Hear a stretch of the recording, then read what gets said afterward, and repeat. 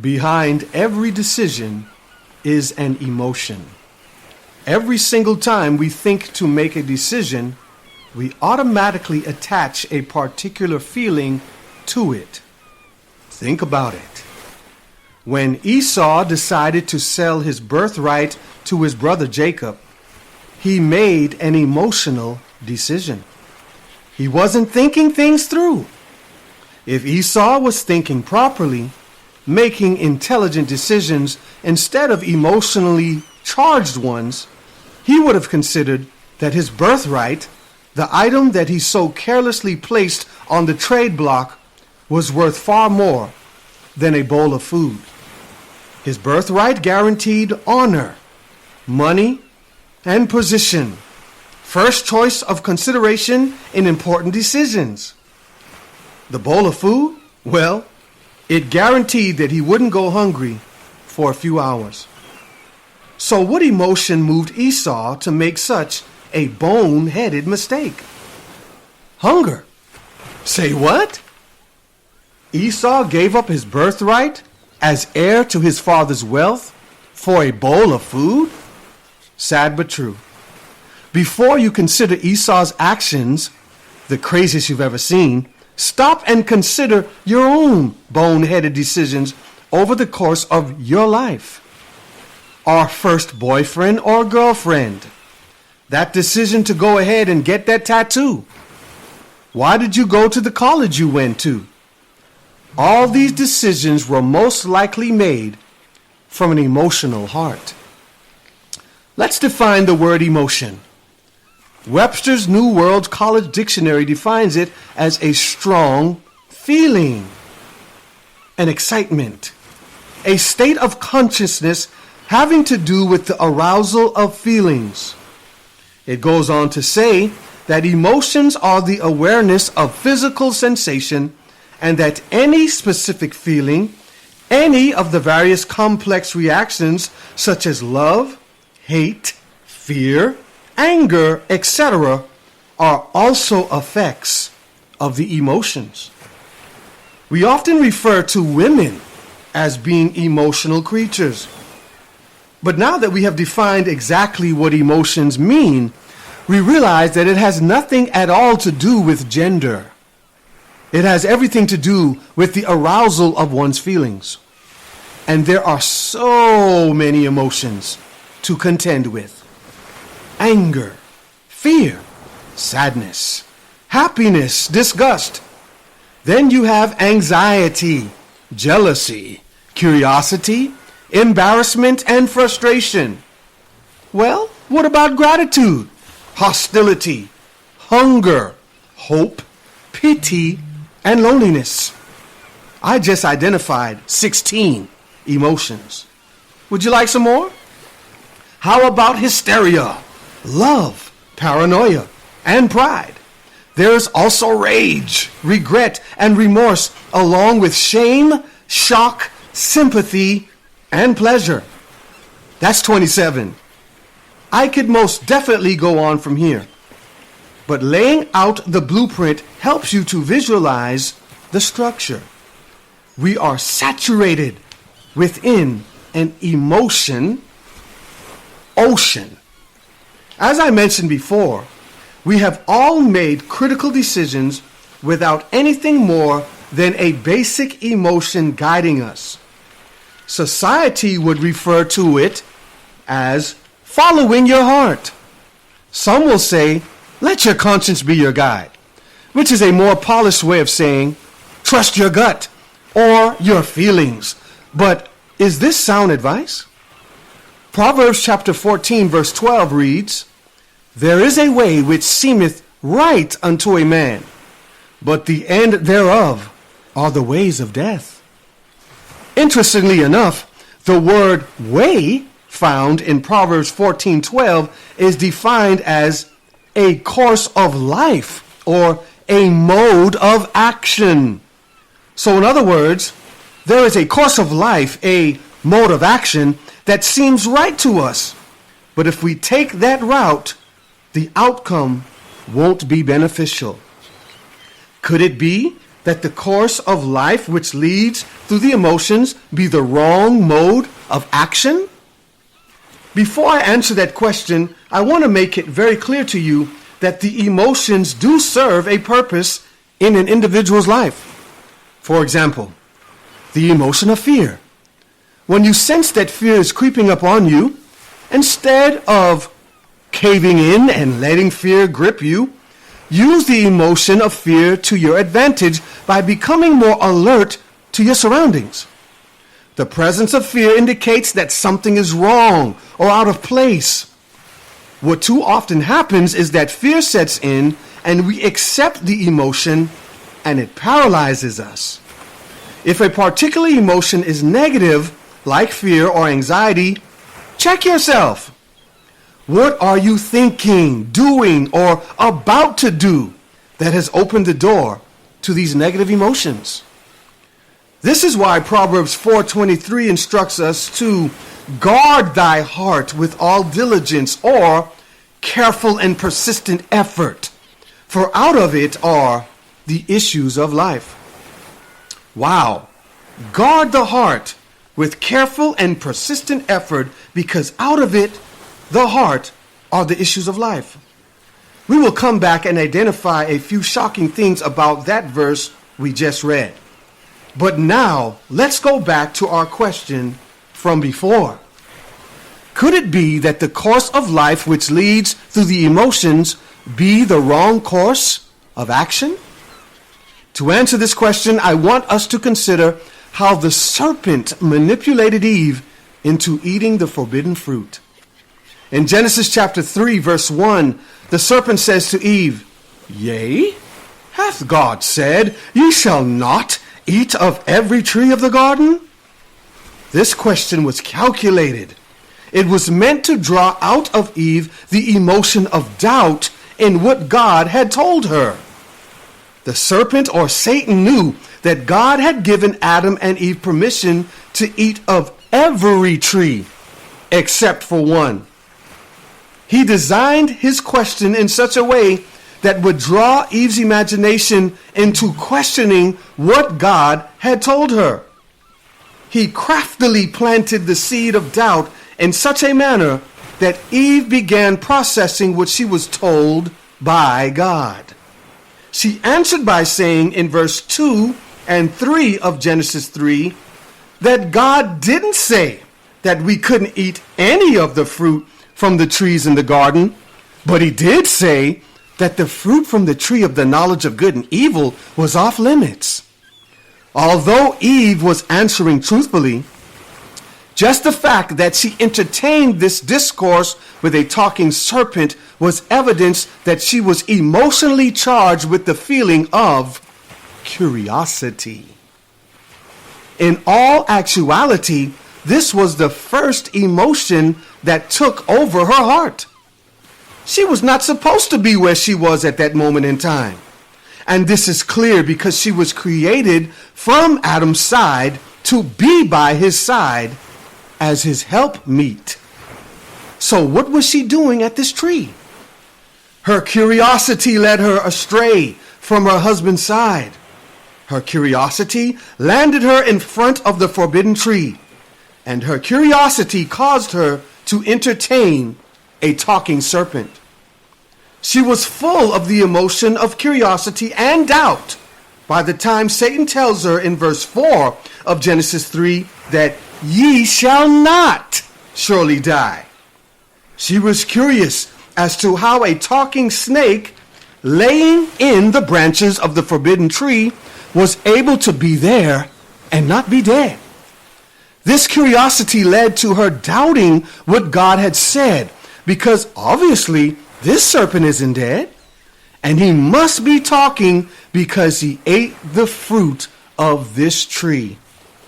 Which is why in verse 6 of Genesis 3 we read, "And when the woman saw that the tree was good for food, and that it was pleasant to the eyes, and a tree to be desired to make one wise, she took of the fruit thereof, and did eat." When the Bible says that she saw that the tree was good for food, and that it was desired to make one wise, This was a mental or emotional revelation. She perceived that the fruit really could make her wise, because look at what it did for the snake. Learn how to break the cruel cycle of addiction and depression so that you or someone you love can finally live in freedom. Julia Bellman is the speaker and director of Family Health and Education Resources, a Christian ministry seeking to restore hope and happiness in this world of turmoil and uncertainty. She is the adult daughter of an addict who struggled with depression and substance abuse.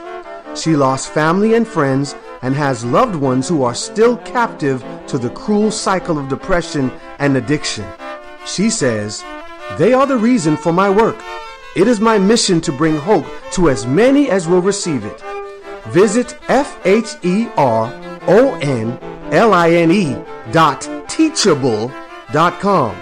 Once there, you will unlock the power of restoration from destructive behaviors and learn how to live a life of health and wholeness. Julia has designed a platform for anyone who struggles with mild to major depression, substance abuse, and addiction in its many forms. Again, the website is FHERONLINE teachable.com. Break the cruel cycle of addiction and depression today.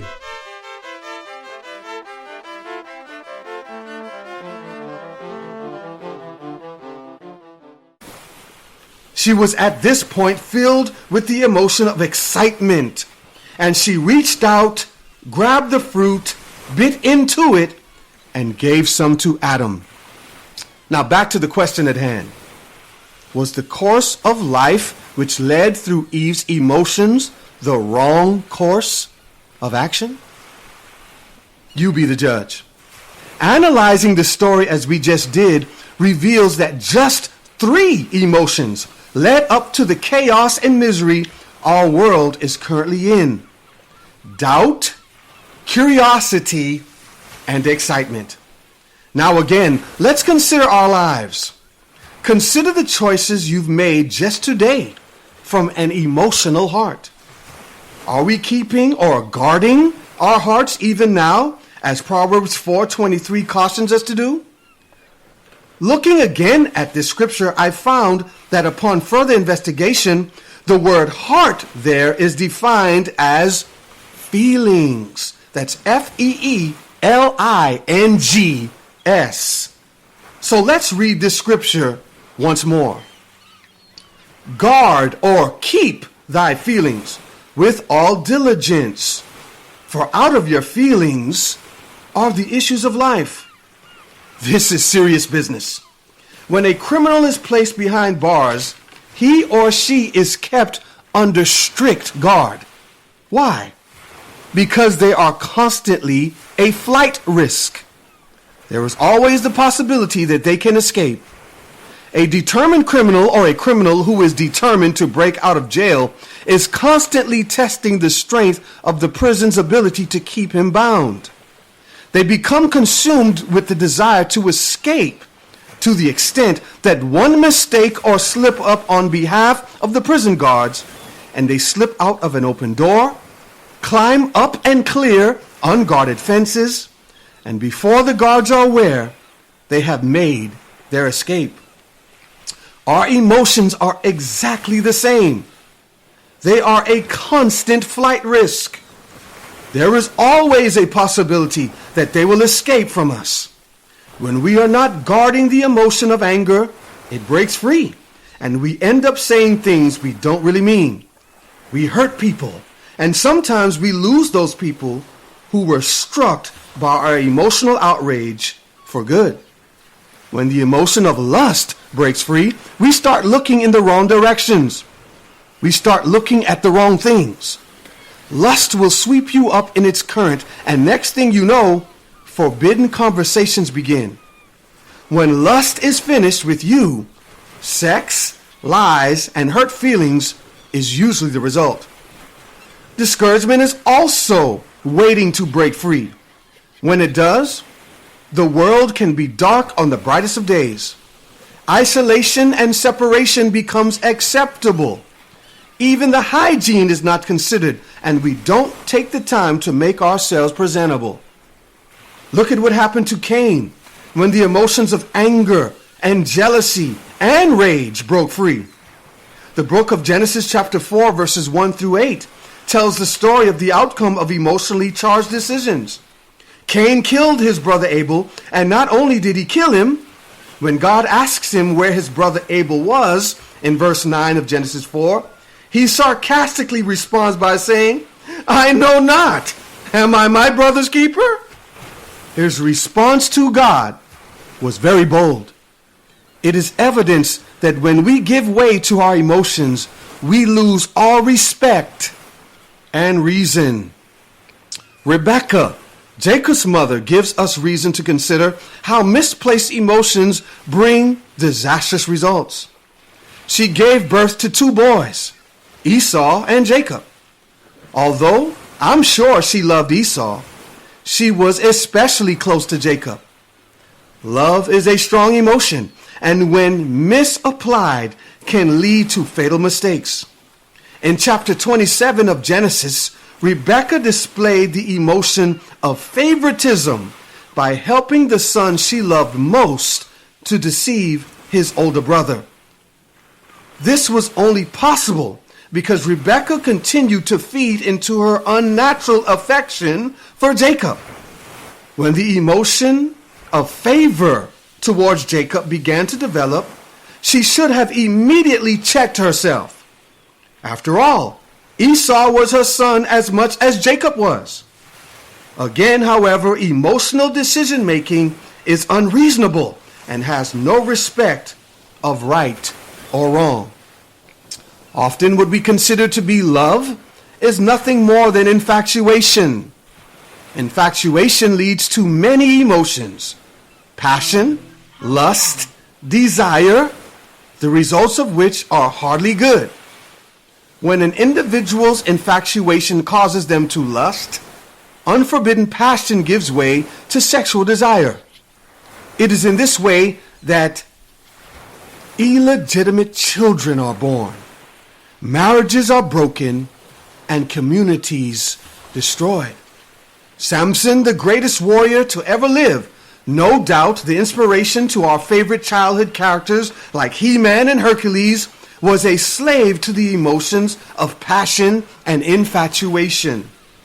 You can read in the book of Judges how his eyes constantly got him into trouble, so much so that when Delilah betrays his secret, the Philistine soldiers seize him and pluck out his eyes.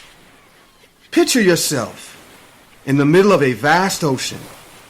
Your ship has sunk, and all that keeps you afloat is a life vest. All you can see for miles is water. You have no control over the course you are headed because you are a captive of the ocean's currents. You could be headed north, while all the while you thought you were headed south. Time elapses and there is no hope or evidence that this nightmare will end. You're all alone, you think, until you begin to see someone floating your direction. Like you, they are sustained only by a life vest and are being carried away by the current. Before you can start a conversation, more individuals drift into view. Then 5 more, 10 more, 45 more. As you begin to look around, all of a sudden what you thought was an empty sea is now a vast ocean of people aimlessly floating along. Where did they come from? Why are they all here? Ladies and gentlemen, you are the individual lost out to sea. We have made a shipwreck on the high seas of our emotions. And you are not alone. You, your neighbor, the mailman, the 5 o'clock news anchor, we all have been shipwrecked out on emotion ocean. We are drifting aimlessly out of control. Who will rescue us? Who will pluck us up out of this ocean of emotions? God created us with reasoning ability. We are able to diagnose an issue, and once figuring out the problem, we can seek the proper assistance. All of our bad decisions, hurt hearts, cast down expectations, and disappointments begin with emotional decision making. Admit it. There is no use in denying the truth. Somewhere along the line, we became emotionally invested. Our feelings got involved, and we started drifting out to sea. Own it. Embrace the truth, for only in this way can healing begin. There is one thing God cannot fix: any issue we are not willing to admit and submit. Over the course of my life, I have made one emotional decision after the other. From drug addictions like cocaine, marijuana, X-pills and liquor, to pornography, sex with numerous women, and self-abuse or masturbation. My emotions have caused me to travel all across the globe, searching for happiness and finding none. Places like Texas, Massachusetts, Alabama, and other cities in between. My emotions manipulated me out of jobs and opportunities, stripped me of respect amongst family and friends, and paraded my guilt before the world, until finally my emotions caused me to lose my leg and my health and landed me in a pit of depression. What have your emotional decision making done for you? Mister, are you tired of the addictions? Ma'am, are you ready to give up the depression? Have we not seen how our feelings trap us? Have we not just learned about individuals in the Bible who were slaves to their feelings? Are you ready to receive a promise from God? In the book of Ezekiel, chapter 36, verse 26, God says to you and I, "A new heart also will I give you, and a new spirit will I put within you, and I will take away the stony heart out of your flesh, and I will give you a heart of flesh." Two words there that stick out to me: heart and stony. When God referred to the heart in Ezekiel 36:26, he wasn't talking about the beating orifice which pumps the blood throughout the body. No, he was talking about our feelings, our emotions. He has seen how our emotions have caused major issues. He is well aware, and so he has promised to place new feelings within us, or sanctified feelings. Feelings of joy, love, peace, happiness, contentment, gratitude, and hope. And when he mentions our stony heart, he wasn't talking about stones. Stony here in Ezekiel 36:26 means various or many. So putting this all together, God promises new emotions that he will place within, while at the same time taking away the various or many old feelings that we currently have. He is willing to fix the problem at its very root, and the problem is the emotions.